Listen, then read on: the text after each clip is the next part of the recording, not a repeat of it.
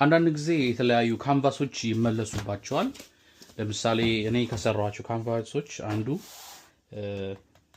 ተጫጭሮ ነበር እና ሁሉ ጊዜ በወር አንዴ ወይ በሁለት ወር አንዴ የማስረክባቸው ሰዎች ጋር ሄጄ ሱቆች ማለት ነው ፕሪንቶቹ እንዴት እንደሆኑ ኳሊቲነታቸውን ለማየት ለማጣራት እሄዳለሁና በአጋጣሚ ሲሄድ ያገኘኋቸው ናቸው። እንግዲህ እንደዚህ ያው ከስተመር እንግዲህ የምታውቁት ያነሰዋል ያየዋል እና በጣም ተጫጭሮ ነበር እና የዛሬ ቪዲዮ ምንድነው ማሳያችሁ የተበላሸ ካንቫስን አትሊስት እንዳንከስር ምን ማድረግ አለብን ከውስጡ የምናወጣቸው ነገሮች አሉ። ለምሳሌ ፔይንቲንጉ አንፎርቹኔትሊ ምንም ማደስ አንችልም፣ ግን ዋናው ምንድነው ቀሙ ነገሩ ፍሬሙን ማለት ነው እንጨቱን ሪዩዝ ማድረግ እንችላለን። ቅድም ኦልሬዲ ጀምሬ ነበር። ምንድነው ማድረገው እቺ ነገር የስቴፕለር ማውጫ ናት።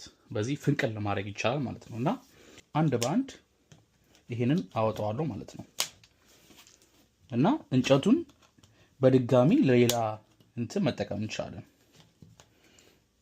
እንደዚህ ስናደርግ አትሊስት ኮስታችንን ሚኒማይዝ እናደርጋለን እና ይሄን ይመስላል። እንደዚህ በማድረግ ኮስታችንን ሚኒማይዝ ማድረግ እንችላለን ማለት ነው።